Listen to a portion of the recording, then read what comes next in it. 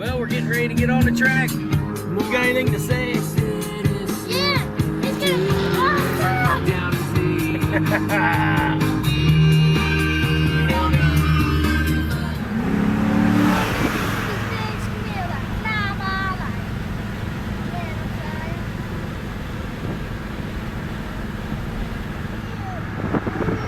Is cool or what? Yes, it's awesome. Woo!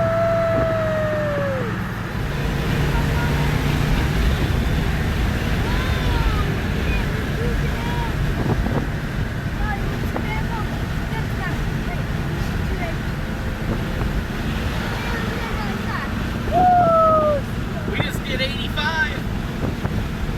What? We're just doing 80. Michigan International Speedway. And they don't even care? Huh? They don't even care? No, man. Look, we're just cruising. We ain't making no trouble. Nope. Ride's over. You taking enough pictures? I think so. I took a lot.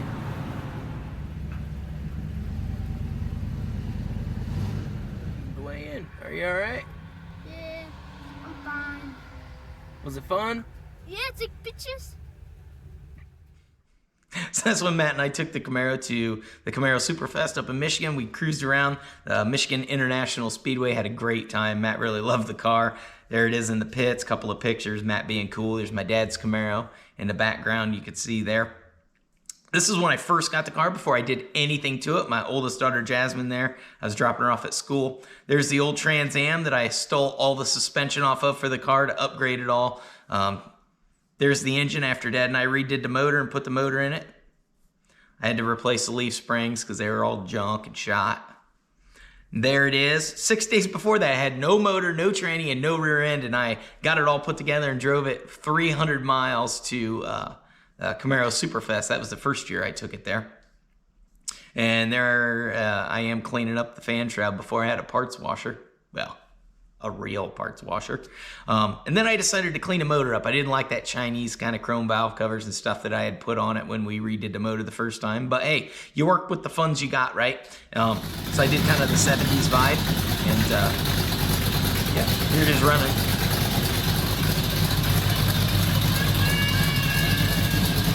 There's Chloe in the background hollering. She's always out in the shop helping me. Well, the garage back then. Helping me work on the car. Riding around town and stuff. And then the teardown began. So I had to do a bunch of rust repair and stuff on it. It just got to the point where I was taking it to car shows and stuff, and it had big rust holes, and I just felt like it didn't belong, you know.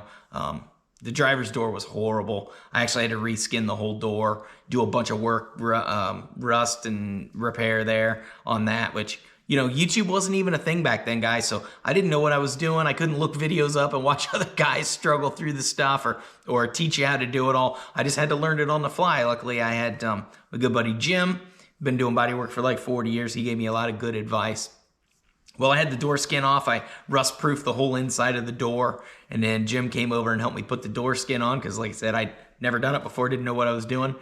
Got her all lined up, put back on there, fit really good. That was what I thought was just a small rust hole, but it was a previous rust repair from the guy who had painted the car before me, because when I got the car, it had already been repainted once, and some work had been done to it.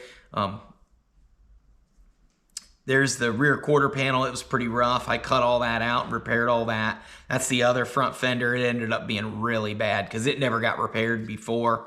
I got a new nose cone for it, one of the aftermarket ones that are a lot thicker because mine, over time, you know, they sag and stuff. Mine was just shot. Found it on Craigslist. I bought that at a yard sale. Got a smoking deal on that. And there I primed it. So where is the car today? Well, I was working on it in the garage at that point in time at our old house. And this house with the shop went on the market for sale. And basically it was a smoking deal. It was actually only like a half mile from where we were currently living to the shop, except it had all the benefits, everything we wanted. It had land, it had, you know, the auto shop in the back. It had, you know, the kids didn't have to change schools, and it was everything we wanted, right? So basically, I had to put the car on hold. I had to buy this house. We had to make the move, right? So we moved. Car went on kind of the back burner there. And we moved. Of course, I had to do a bunch of work to the house because it wasn't exactly perfect, right? Nothing ever is. And there was work I needed to do to the shop to get the shop the way I wanted the shop to be before I could get back on the Camaro. Well, before I moved, before we bought this house, I bought the old blue truck, which was white. You can see it in the background of that one photo there.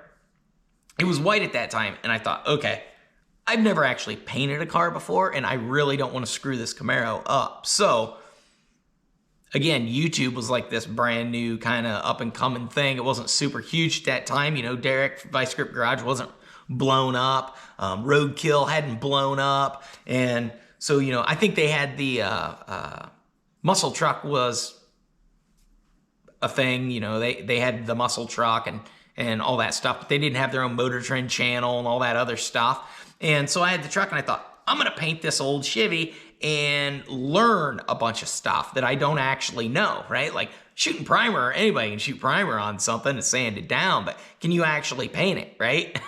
That's the real question. So I did the truck. It took a lot more work than I thought it was going to, but the truck turned out awesome. Had a great time doing it. And yeah, my good buddy Jim came over, helped me paint it, taught me a lot of stuff. Showed me a lot of tips and tricks and things like that. I'm obviously no expert painter. That's literally the only vehicle I've ever painted. But I can spray, you know, I've used spray guns before and done other stuff. Been spray painting since I was 10, if that counts for anything.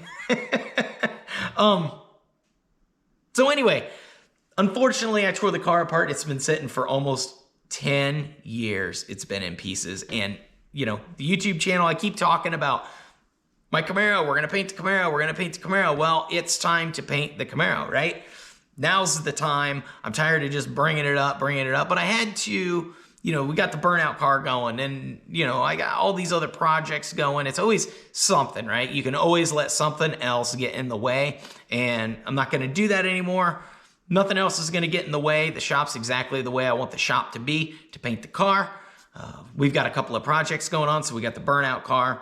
We've got the old blue van, we've got the Camaro, and so I'm gonna bounce around between working on the van and the Camaro as parts come in for the van. And the van is not, you know, super high priority or anything like that. It can sit outside, it can, you know, whatever. So I think it'll be fun. And then we got Jason's truck going on at the same time. So anyway, let me quit rambling. I'll go show you what the car looks like now. And this is where we're gonna start. And yeah. Off we go. So here's the Camaro today, guys. I'm sure you've probably seen it in the background of plenty of my videos, right? So I got the doors sitting here. They need finished. Somebody before me cut speaker holes in it and hacked the inner door all up. And so I made these little plates, put them on here so at least that they work correctly. I think I am going to keep speakers in the doors, at least for now. So I'm gonna actually weld these on. When I did this, I didn't even have a welder, guys. It was a long time ago. Car's just been sitting all covered up. Needs a new windshield, so I've already got one of those. The motor and stuff's all still in it. I don't know if you can see it down in there or not. And she's down in there. We'll get that uncovered in a later video and check that all out when it comes time. Interior and stuff's all still in it. I have everything for this car. The only thing it really needs is front seat covers, other than paint, obviously. I got the deck lid and stuff's all off of it. You can see I got the new bumper on the back. The body needs sanded down and then re-primed and then blocked. Other than that, it should be pretty close. I got these. I cut these off, fixed all the rust under them, inside them and everything, and then welded them back on. As you guys know, those, if you know second gen Camaros and Firebirds, those rot off like, you know, the day they come off the showroom floor. Because the reason those rot off is GM actually designed these to self-drain. down and out the back of here. And if you look at these cars with a factory stance, they sit a little lower in the back. That's because when you punch on it, they want the back of the car to squat so you can really get a lot of traction. Well, back in the 70s and into the 80s, everybody would jack the ass into the car up, make it look cool, giant tires on the back. But when you do that, it changes the angle of this, and it'll sit up like that, and water just sits in there. It runs down off the window, sits there, rots that out in like a week. So if you didn't know why those rot out, now you do. Anyway, yeah, that's kind of the state of the car now. Let me go show you the rest of the parts. So here's the rest of the parts, guys. I got brand new fenders for it. I got my nose cone that you saw in the slideshow there. I've got all the spoiler and everything is all here. I've got a tote and a box full of stuff, like it says right here, Camaro stuff, ready for paint. Like, I got a lot of stuff ready. This project is really far along, and then, of course, life happened, and unfortunately got kind of put on the back burner.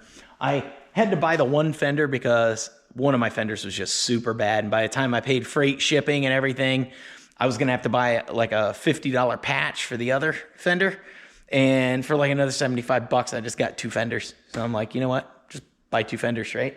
But yeah, this stuff is all pretty much ready for 400 and paint. I should be able to just wash it all, look it over real good, and make sure there aren't any damage from it sitting around over the years. But I've been very careful at trying to protect all this stuff. So hopefully we can just kind of jump right back into the project where I left off and just sail to the finish line, guys. So I hope you're really stoked on this project. I am. I'm not going to keep rambling on. I got tons and tons of stories and things I can tell you about the car, but we can do that as I'm making videos, because, you know, I'm going to be